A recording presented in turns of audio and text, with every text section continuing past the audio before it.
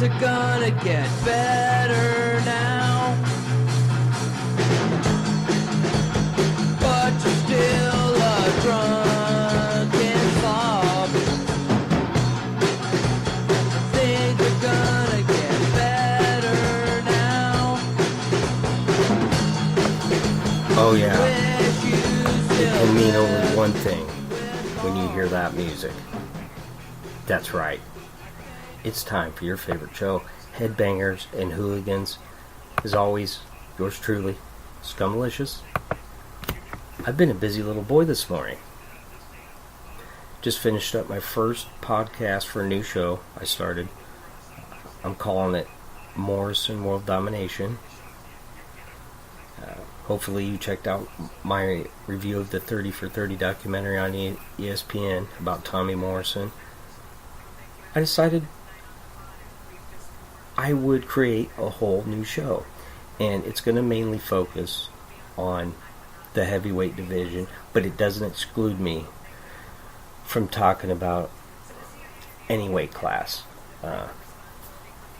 Hopefully some people will enjoy it. I just thought, you know what? Why not talk about something else? There's 24 hours in a day. And like I always say, I am a chatterbox. Constantly. This mouth just never shuts up. There's always plenty of useless information contained in my brain that people want to know. They just do. At least I hope so. And I also mentioned it on that show. The whole political thing. I'm so fucking burned out on it. And I didn't even watch football yesterday. And I mentioned this before. I think everybody should stand for the flag.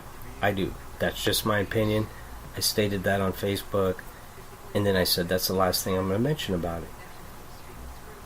But other people, they're not getting that. And I understand that it's a very, very important topic, and the flag is important to people, and some people hold it a little more sacred than others, and I'm not saying either side is right or wrong, but a good friend of mine, my brother the Buckster, felt like he was getting kind of unfairly attacked. Not like crazy attack, but just enough to where in my mind I'm like, come on people, it's the Buckster. He's a truck driver. He's just rolling down that highway trying to make money. And we're all entitled to our own opinions. The whole political thing fucking burning me out. But we're not talking politics. We're talking about the band of the month, Gwar. And remember, The Blood of Gods comes out later this month, the 20th. And those two first tracks, I know you listened to my review, because I know you never miss a show. The numbers show that. In fact, what was that, 2 weeks ago? It jumped from 16 one day to the next day, 82. Alright. The story of Gwar. It's a long one. It's hard to believe, and I'm going to throw a year out right now. And I want you to think about that year, 1985. That's the beginning stages of the band. Yes, 3 fucking decades this band has been getting after it. And been a lot of lineup changes. I get that. And you know what I'm going to talk about. And it crushes me. And I miss him every day. Odorous Urungus. I always joke about him being my dad. And you know, it's crazy when I think about it, but I discovered this band around 1991. because I was trying to figure this up in my head the other day. You know, I know they've been around for over 30 years, but I haven't been listening to them for quite 30 years. About 91. So for 26 years, this band has been a part of my life. I consider them like a family member. Right? Hey, grab Scum Dogs of the Universe for me. The cassette. Why? Because it's my brother. That's why. Hey, what album you got there? It's Beyond Hell. Well, Beyond Hell, that's my first cousin. What's up, Beyond Hell? Yeah, that's how important this band is to it. And I thought this week, just kind of go over the history of the band. Today's kind of like the introduction, then tomorrow we'll go through the 90s, and then into the 2000s, and then on Wednesday, 2000 and on up. I just want everybody to get refreshed in their minds the greatness of this band, and I am going to be a total fanboy all month. And I posted this on the Facebook page. Gwar is taken over October. Isn't that kind of a cool rhyme? I thought it was. It was simple, but to the fucking point. And that's what I'm talking about. Like I mentioned, 1985. And like a lot of the stuff that I talk about, YouTube, they have Gwar's first show. Wow. And when you're watching it, at least when I watch it, it makes me want to go get a camcorder so bad and make home videos. You know, set it up in the backyard on like a little tripod, and then I run around naked. Like even down the street, past all the neighbors. Come on, let's run naked in the streets, people. And they're like, no, fuck you. Cover yourself. Cover yourself. It's not real nice to look at. But it's so funny. The costumes, and you can tell. Alright, Gwar didn't have a whole lot of money to work with.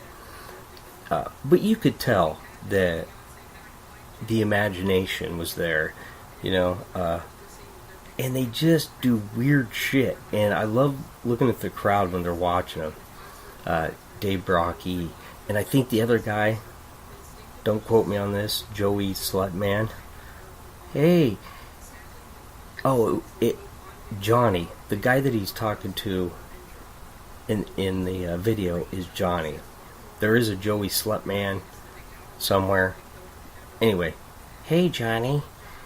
Like Dave Brocky's going back and forth with this other guy for like 10 minutes, and then the camera just kind of pans over and shows the crowd, and the look on their faces is, what in the fuck is this?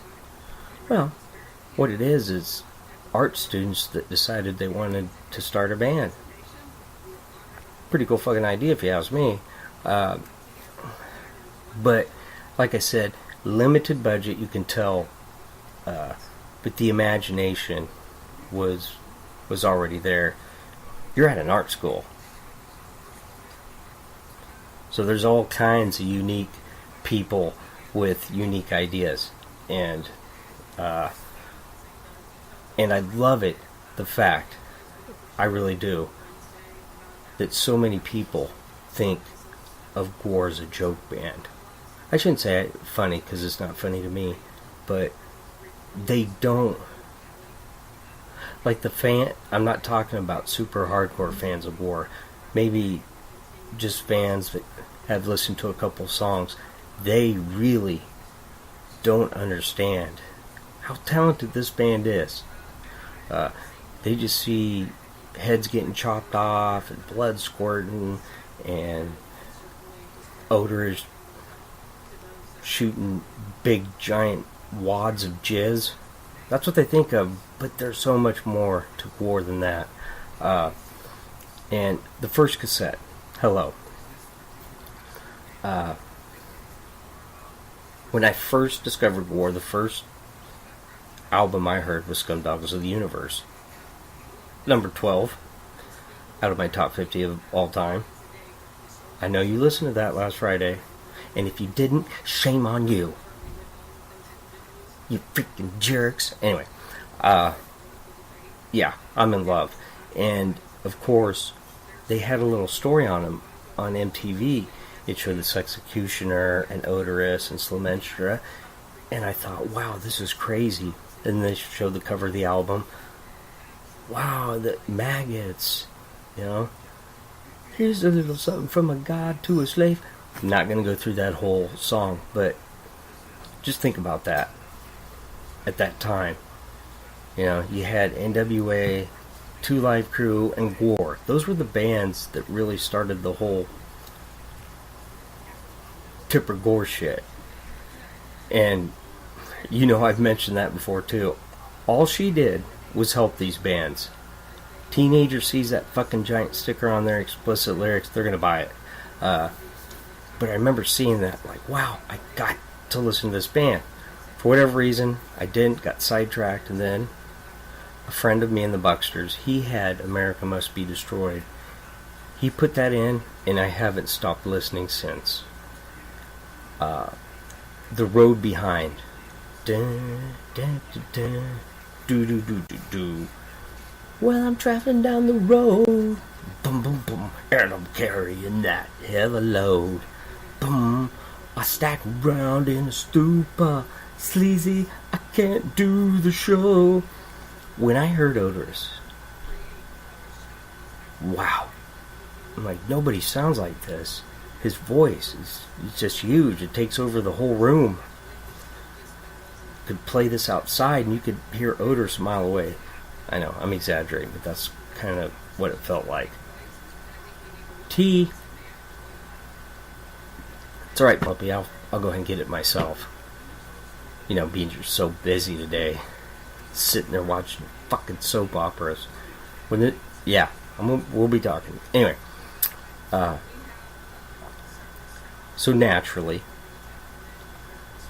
I bought America Must Be Destroyed, Scumdogs of the Universe, and Hello. All three of those cassettes. You know, I love that word cassette in one day. And Hello. Wow. Such a raw, rough recording. And I heard this term a lot. Or actually read this word a lot from reviewers online. A very raw punk sound. And punk. Me personally, it was a little bit of a rough recording.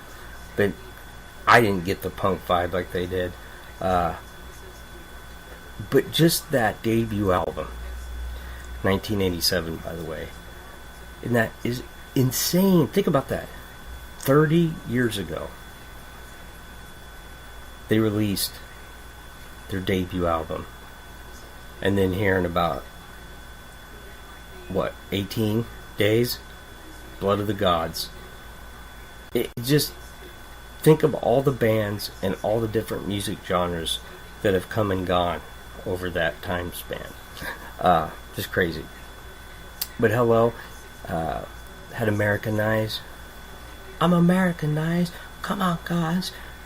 Drugs and guns. Drugs and guns. Sheep fuckers. Sheep fuckers. Sheep fuckers. You're all sheep fuckers. Remember that one? Rock and Roll Party Town. Hey there, girl. Do you like my big dick? Hey there, baby. Suck it till it gets real thick. Rock and roll. Sorry, I get kind of, I get on that Gwar train and I just don't want to stop. Decent, solid debut album though, right? But then we get Scumdogs of the Universe. How can you not love that album? And with each album, Hello, Scumdogs, and then America Must Be Destroyed, the costumes get better each time, right? And in fact, next week, next Monday, I'm doing a show called The Evolution of Odorous. It's all about Odorous Urungus, because he's worth having his own show, pretty much. And each time, as musicians, you can tell, like, wow, these guys can actually play. All we see are the crazy videos and the interviews they do, and they're just a shock rock band. Like I said before, there's a lot more to them than that. And Ballsack, how can you not love that outfit? He's got the big horse hooves for feet, and that giant metal head with giant teeth on it. It's just an awesome costume. And Flatus Maximus, which quite a few people have played that part.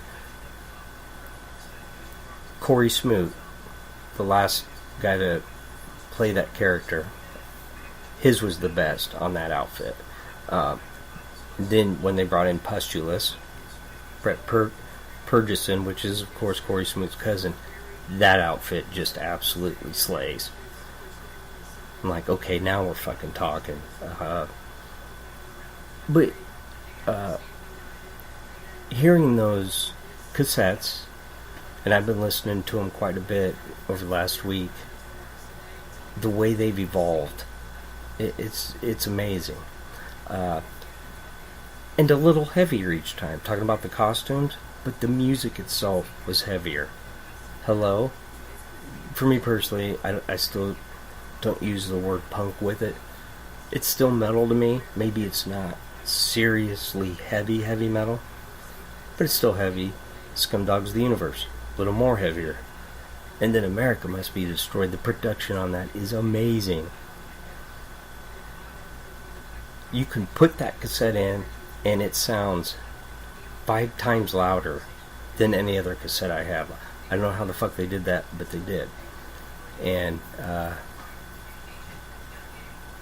think I'll just leave it there.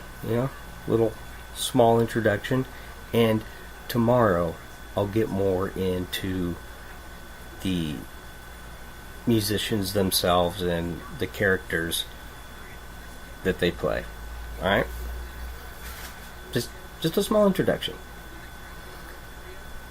And like I said, Gwar is taking over the month of October. I don't care what you say, I think that's a pretty cool saying. Alright, take it easy, and if it's easy, take it twice. I'm out.